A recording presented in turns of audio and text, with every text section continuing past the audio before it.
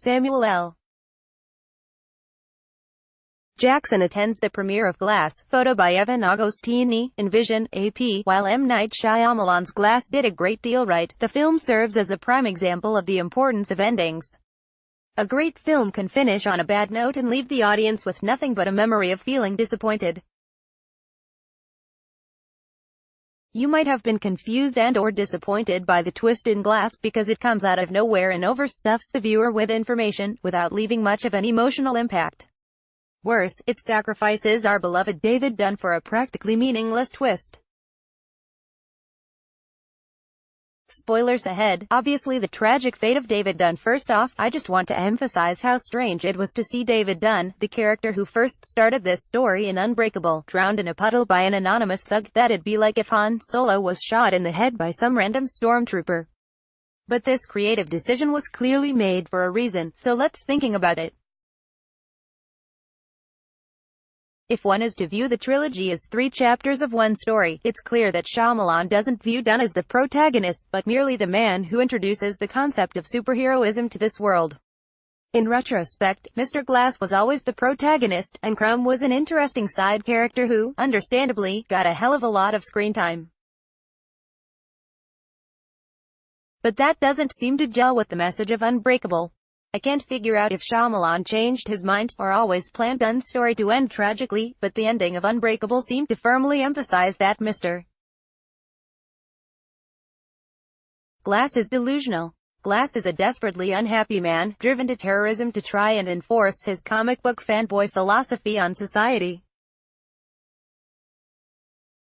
This is partly what makes Unbreakable such a brilliant movie. It smartly deconstructs the superhero origin story with a supervillain who takes the oversimplified morality he sees in comics, and tries to apply it to the real world. Glass succeeds by creating David, and appears to fail when David denies him his good versus evil showdown, instead alerting the authorities to his crimes. What did Mr. Glass mean by origin story? During Glass, Mr. Glass likes to make references to comic book tropes, and at one point, states that the film is not an ending, but really an origin story. Glass is referring to the fact that the Clover secret society, the one who Sarah Paulson, psychiatrist, was working for, has just been bested by his master plan. Glass always wanted the Beast to fight David Dunn, and expose superheroes, on camera, to the world. The video footage is assumedly going to inspire others with similar powers to emerge, and essentially, create a world similar to the Marvel Universe. Which is what the Clover organization has been preventing, for all of human history. Dunn and Crumb's showdown wasn't an epic finale, but an inciting incident, one that will inspire countless other stories down the line. It's unclear if we're ever going to see these stories, but the victory, in the end, belonged to Glass. Why is this disappointing? Several reasons. First off, the Clover Society was never foreshadowed, or hinted at, meaning that their reveal comes completely out of the blue.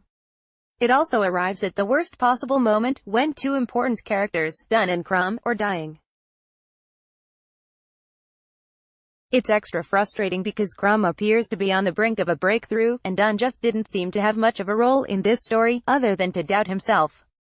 It might be subverting expectations, but by twisting the end of this story into a vague new beginning, the characters who we have been following for all this time had to be ruthlessly sacrificed. They proved to be unimportant in the grand scheme of things, but that doesn't mean they weren't important to the audience. And the fact that we never even knew that Mr. Glass was fighting these shadowy Clover villains meant that their downfall didn't feel particularly satisfying. It was certainly an unexpected plot twist, but that doesn't mean it was clever. There's also the fact that the footage Glass obtained was kind of underwhelming. If I saw a video of 2 guys fighting in a parking lot, shoving cars around, I would watch until the end, and scroll down to see the next GIF. Sure, the video indicates super strength, but doesn't exactly prove it. Modern internet users would react with little more than a surprised emoji and then move on to whatever Trump said today. There's also the fact that we're now supposed to be rooting for Glass, meaning that all of his massive terrorist attacks which killed countless innocents were for the greater good. Personally, I preferred the character when he was a tragic fantasist. That being said, you've got to appreciate M. Night Shyamalan's commitment to tell a unique story.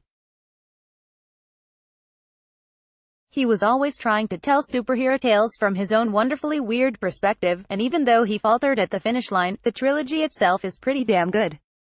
Unbreakable remains a masterpiece, one of the best superhero stories ever told, and I'm keeping my original interpretation of the ending. Can't take that away from me.